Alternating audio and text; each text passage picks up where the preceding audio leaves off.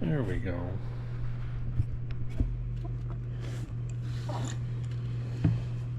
Okay.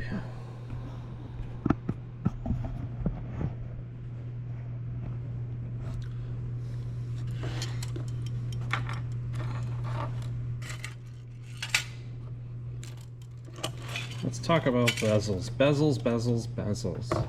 Bezels should be, in my opinion, the first step whenever you're doing a little jewelry project. I think that if you have a little collection of stones like I've got here, you can really just spend time making bezels for everything. Later on, you can decide what you want to make of those things, but first, make a good bezel. I'm going to start with a little oval stone here. A little robin's egg, something or other turquoise. We're going to find the right bezel height. You want a bezel that's going to be just tall enough that you see a departure from the curvature of the side of that stone. Something like this, probably a little too low. How about this guy right here? This feels something like this. Is tall enough, but really it's almost too tall. It covers up so much of that stone. Find something a little shorter. Oh, a little low on supplies right now. Let's see here. Looks like the first one I chose is probably going to be the best. Now, you can always sand a bezel and make it smaller. You cannot add to a bezel and make it taller. Ooh, I like this one. This is going to be the one it is for me. Not the best example because it's such a short piece, but what I like to do is I like to keep my bezel in a whole roll. You can pull it a little bit tighter so that it's not in the way or underfoot, right? Open that up a little bit. It's really good to have a nice pair of flush cutters. These are the TR-5000-R. You can get these on Amazon for 16, 18 bucks. They are really nice flush cutters for cutting bezels and small wire. It says you can cut up to 2 millimeters. I absolutely would not do that. You can buy cheaper flush cutters. You can buy more expensive flush cutters. But ultimately, they all have a finite lifespan. So that middle of the road is what I feel is a fair sacrifice for flush cutters. After a while, once they get used and abused, they start to lose that flush cut. And there's, I mean, you can repair them, but life's too short, so I usually just chuck them and buy another pair. Anyway, back to this. Oh, and I got myself a little fine tip Sharpie here. You want to be real careful with these things. They dry out with a dirty look, so always make sure you keep that cap on there. When you're making your bezel, you always want to make sure that you've got a flush 90-degree cut straight across the end there, not at an angle. If it's at an angle, it's going to give you problems down the line. So as flush and 90-degree as you can make it. Now that's an acquired skill. You'll get there. I can only tell you how. I can't make you good at it. Always start your bezel there on the longest, straightest part of the stone. Do you understand what I mean when I say the longest, straightest part of the stone? This area here on the side, not here on this tighter corner or curve, right? I don't know what this is going to look like on the YouTubes. I hope it looks good. I'm still learning about camera stuff and how to get super up close angles to be in focus. Anyway, longest, straightest part of the stone. So on this oval, that's right here in the middle. And I'm going to pull that, I'm going to hold it in place firmly, but not like a tough guy, right? Slowly pull that bezel around. Oh, it's not even in camera. Let's start it over. All right, slowly pull it around that stone. Notice I'm leaving the entirety of this bezel on the desk. I'm not picking it up and pulling it around. When you pick it up, you hold it in your hands and pull it around. What happens is it starts to tweak that the vertical walls of this bezel inward or outward. When we solder those together, it creates an inward cant or an outward cant to those bezel walls. They need to be perfectly vertical, all right? Because that stone needs to be able to drop in from the top later on when we get it attached to a back plate. So if they're canted inward like this, while it may fit over the stone, the opening on the top is smaller than the opening here on the bottom. So that stone will come and it will just hit the top. It won't fall into place. It's going to be a problem. You can't fix it. You got to start all over. So starting at the longest, straightest part of that stone, wrap that bezel around, trying to stay on that plane, right?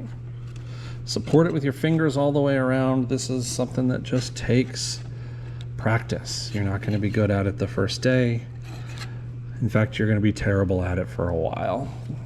Just get used to it. Get yourself a little solder or scrap container. Save all your ruined bezels. Okay, I'm looking at it here. Let's see if I can bring in. I see a little bit of an overlap right here. I'm going to take my Sharpie, my dried out Sharpie, and mark that overlap. I'm holding it firmly against the stone, but not so tight that it forms that metal against the stone. Now I've got, bring it back up, my little mark. I'm going to take my flush cutters. I'm going to back that outside flush. I'm going to cut it just a little bit bigger than it needs to be. A flush 90-degree cut. Coming back to the stone, I've got, I don't know if you can see, just a tiny bit, the tiniest bit of overlap there. It might be a millimeter. I could measure it. I'm not gonna. But what I'm gonna do now is give it a little haircut, just a little trimmy trim, right? I'm gonna take my flush cutters, flip it around. Sorry, my big old mitt's in the way. Just a little trim. I mean, I took off a splinter. Come back and check it. Still a little bit of an overlap, right? Not a ton, half a millimeter, whatever. I'm aggressive, so I'm gonna give it one more little trimmy trim, just barely, half of a splinter. Oh my gosh, can you even perceive the size of the metal that I took off? If you stepped on it, it'd stab you right in the foot. Now I'm looking at it, and it still has a little bit of an overlap, but not very much. Here's what I'm looking for. As you overlap, this is no good. This is too short. What I want is, as I pull it around, I want it to kind of just touch just a little bit, so that if I pull it apart, I've got a tiny bit of slack, but not so much that it's loose, right? So overlap, you can trim it, you trim it, you trim it, stop right there.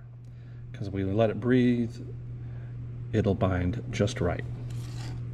So that's that one. That's how you do a basic oval stone. Let's talk about hearts and teardrops. And boy, if you're one of those buying into the trends, those little lightning bolt stones that all the southwestern jewelers love to make stuff out of, it's a turquoise lightning bolt. Hearts have this little inside curve. Here's a heart-shaped stone, right? It's not the easiest thing. If you just try to pull that bezel around, later on when you go to set that bezel, it's going to look like trash right there. You're going to have that gap. That is no way no. So what I like to do, I'm going to get I got some flat-jawed pliers here with a little tape on them. I'm going to grab those and I'm going to put a little 90-degree bend in my bezel, right?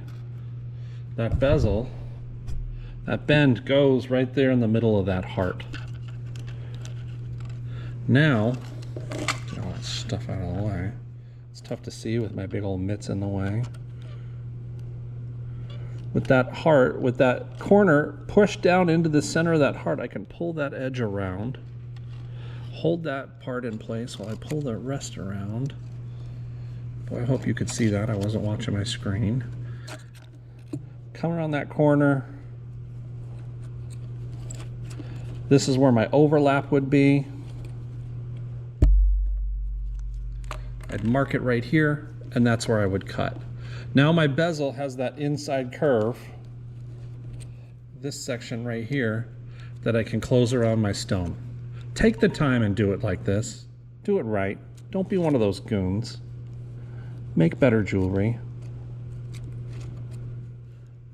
There's those people out there that they have 50,000 followers they don't deserve, or 135,000 followers they don't deserve. They don't take the time to do it right. Maybe they're busy. We're not busy. Mark that overlap with my dried out Sharpie. A dirty look. That's all it takes to dry these things out. As I chase the cap around the desk. Get a little backup Sharpie. Boop.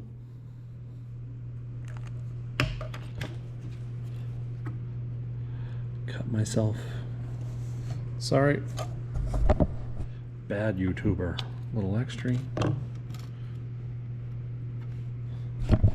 Look at where I'm at. Just a little bit of overlap. Let's trim that.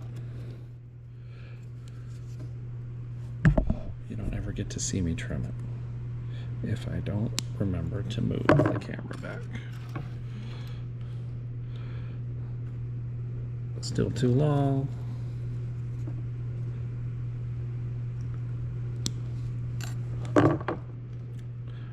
Right there. I love it. Boom. That's another one. Teardrop stones. Teardrop stones, easier than hearts, more difficult than ovals, but same deal, the longest, straightest part of the stone. Not on the curve, definitely not on the point. Number one rule for any stone that has a point, you never, ever, ever, ever start right there at that point. If you start your bezel there, wrap it around and end that bezel there, you create not necessarily a mitered point, but that join where the two pieces butt against each other, that can't be folded or formed to your stone later on.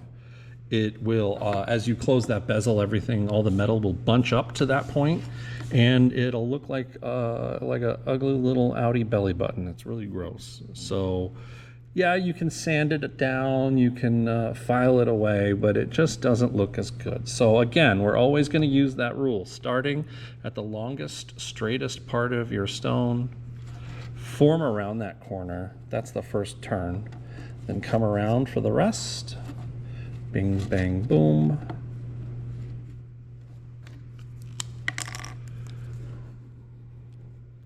Mark the overlap.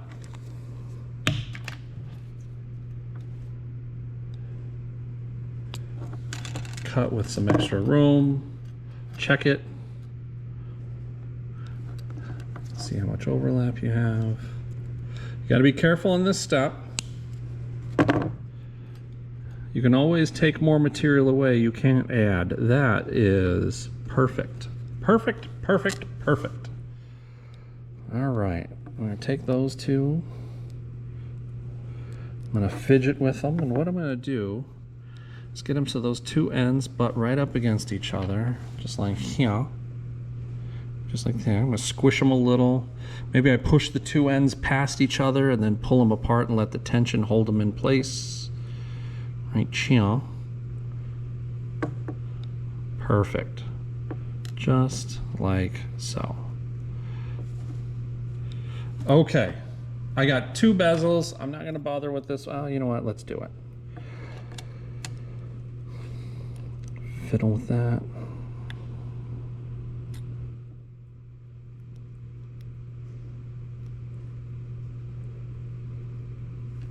Perfect. They all stand up.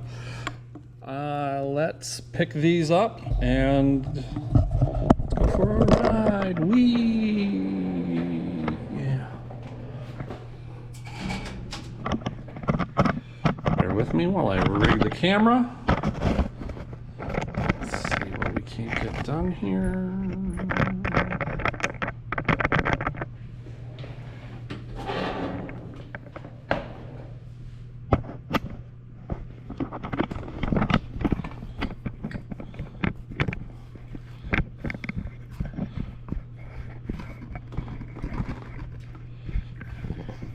Tell all your friends to like and subscribe so I can get better equipment and a video editor. You'll see better content. It'll be more helpful, better production values. Maybe I won't be a poor artist for the rest of my life.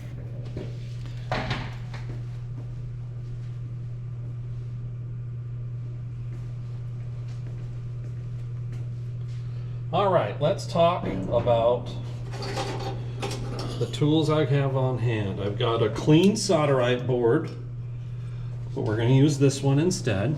Got my little annealing tray. I got some cross-lock tweezers. I've got a little binder clip here for my refugee third hand. There we go. I'm gonna get this situated. Bing, bing, boom. Okay.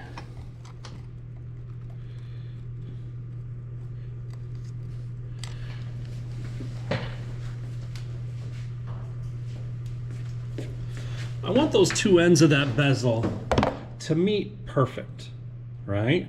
Not like this, not like this, not like this, right? They need to be on the same plane and they need to butt up against each other perfectly. You can sit there with your hands and fidget with them and try to get them on that plane, and sometimes it doesn't work. So maybe I grab both sides with a pair of flat-jawed pliers, just give it a little twist or a tweak, and that'll bend them all both on that same plane and get them even Steven with each other. Look at that, standing up. Okay, everyone does it differently. This is how I do it. If you don't like it this way, or if somebody says it's wrong, I could probably beat them in a fight. So, you know, tell them to keep it to themselves.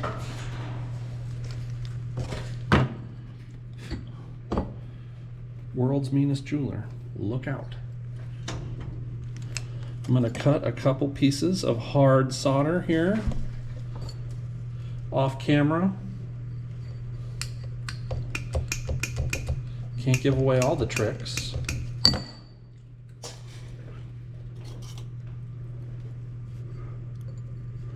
All right, so I painted a little bit of flux there on the inside of that bezel. I'm going to put two pieces of solder right there. I lay them across the join. You can put them right next to the join. One piece of solder is absolutely enough, but I'm a little superstitious, so I always do two. I've got a little tiny torch tip here. This is a size 0 Smith torch. I'm gonna heat them up.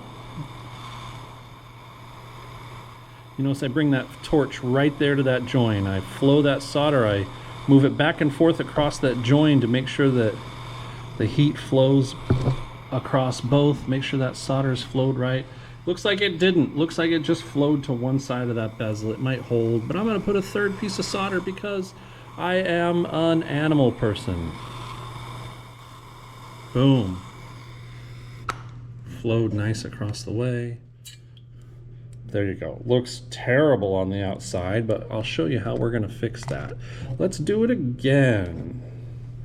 Put my torch down. Again, I don't know if you can see it, but they're just off a little bit. So I'm going to grab them with that plier. Give it a little twist one way and the other. And what that does is, again, that just bends the both of them in the exact same plane so that they're a lot more even Steven. It makes this easier to clean up afterwards. Paint a little tiny bit of flux on the inside. Put way too much solder on there. I don't want to hear you professional jewelers and your feedback. I'm out here living in the world.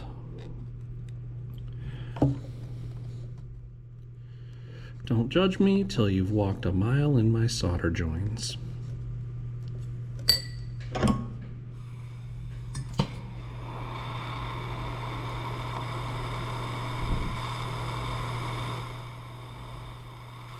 Solder flows where the heat goes. Let me hit it from the back. Show it who's the boss.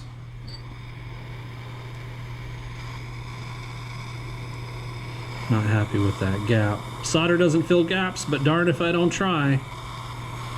That one has a little gap in it, not happy.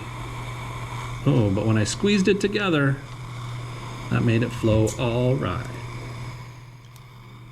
Not the prettiest win, but I'll take it. All right, let's talk about this guy. These bigger stones, it'd be challenging to get that guy standing up. That's where that third hand comes into play. Look, it just sits there and adds a backstop so the thing can't continually fall over on me. I don't have to fidget with it or mess with it anymore. Notice I'm not grabbing onto the bezel with the third hand. That pressure might cause that metal to tweak or twist and throw that little joint out of symmetry. So it's just there as a backstop. That's all I needed it to do today. That solderite board is definitely warm where I was soldering, and now I'm just putting my pinky finger on it.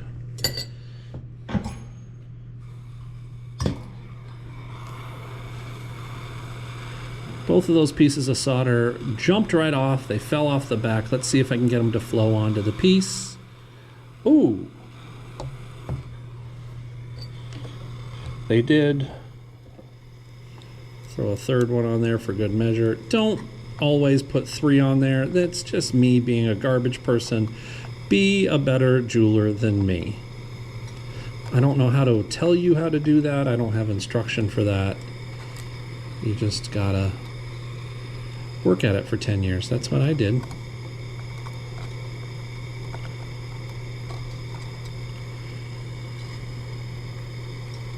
Ugh. See how fun this is? All right, I don't want to do that one. So let's call it good. I'll quench both of these. Let's go back to the desk.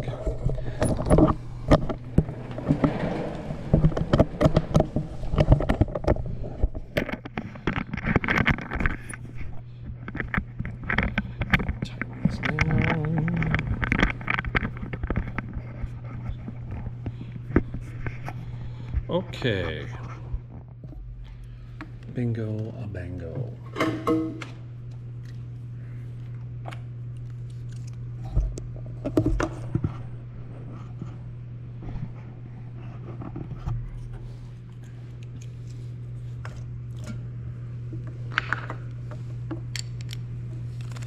This is an E.C. Moore plastic-backed sanding disc. Coarse. Other companies make plastic-backed sanding discs. They are trash. Ask for E.C. Moore brand by name, accept no substitutes. If your local jewelry store doesn't carry or won't carry E.C. Moore plastic-backed sanding discs, don't shop there no more. Anyway, look at that. That outside, it don't look good. I don't know if the lens can capture that, but here it is. We're going to take this sanding disc and just lightly, brushy. What I'm doing is just blending in that seam, making it disappear. Brushy. Not doing it hard. You can see my fingers there behind it. It does get a little warm, so give it a second to cool off. Brushy. Make sure that you don't let that sanding disc peel off over the side, because the sides will cut down really fast and become uneven. But if you use that abrasive on that bottom of that disc, just brushy. Look at that.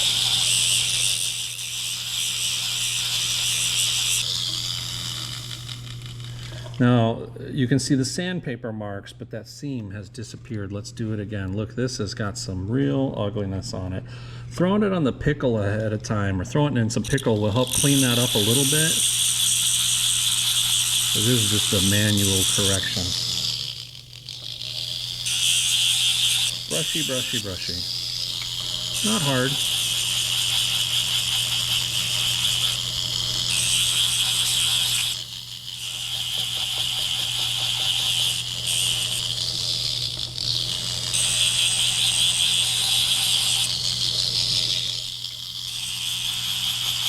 This one needs a little bit more work than the other. But you get the idea. You're going to just spend some time with it.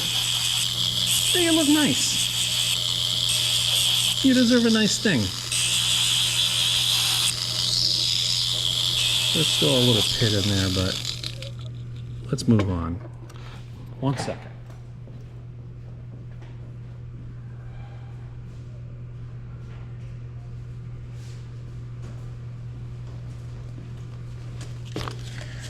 I want to clean up the tops and the bottoms of these bezels. We do that with a little bit of sandpaper. This is just some 220 grit. Put it on my desk. I'm going to move that bezel lightly across that top. 1, 2, 3, 4, 5, 6, 7, 8, 9, 10. Turn it around. 1, 2, 3, 4, 5, 6, 7, 8, 9, 10. Flip it over. 1, 2, 4, 5, 6, 7, 8, 9, 10. Turn it around. 1, 2, 3, 4, 5, 6, 7, 8, 9, 10. We turn it around. We flip it around so that we get nice even sanding across all the surfaces. What that does is that creates a perfectly even plane on the top and the bottom. 1, so it looks nice. 2, so it solders well to our back plate. All that work has brought it into a shape that does not match our stone anymore. So I'm going to pull it over my stone, get myself a couple of bench blocks. Here's one in wood, here's one in steel, and I kind of just roll it around. Roll that bezel and that stone around a bench block. I'm doing that because I can sit there and mash it with my fingers, but that takes those walls and slowly starts to create that inward cant that I talked about. If I press it against a bench block, then all that pressure is coming laterally from the side, smoothing out all the corners and the kinks and creating a much more deliberate shape that follows my stone, right? Now, the test, which I often fail, to know whether or not your bezel is perfect. You should be able to take your stone and drop it in from the top without having to plunk it or snap it into place, right? A longer stone is going to be challenging because they just fall in funny, but you want to be able to drop it down in there. This one's not dropping down in there, so I probably want to keep fidgeting with it.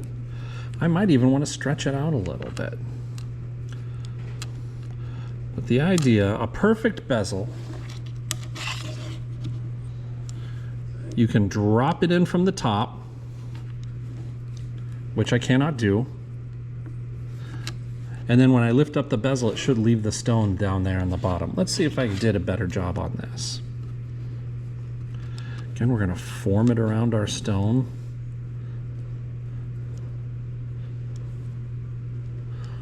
I tell you what, all that solder I put on the inside sure isn't helping matters any. And it looks like on this bezel, I toasted a little. Got a little too hot on one corner. Go figures. So we're going to go back to this one and see if I can make that one work.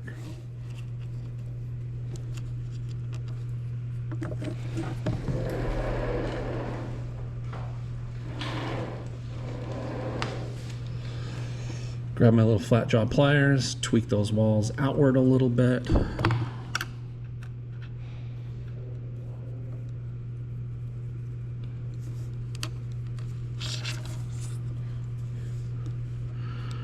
Isn't it going to be hilarious? I mean, it drops right in. I kind of had to plunk it down in there a little bit, but it generally comes off the top. Easy. Closer. And that part's perfect.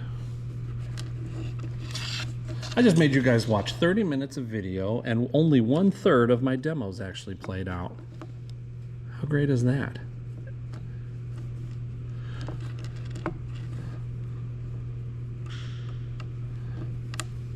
It's not a perfect oval, so it's a little off. But I can make it work.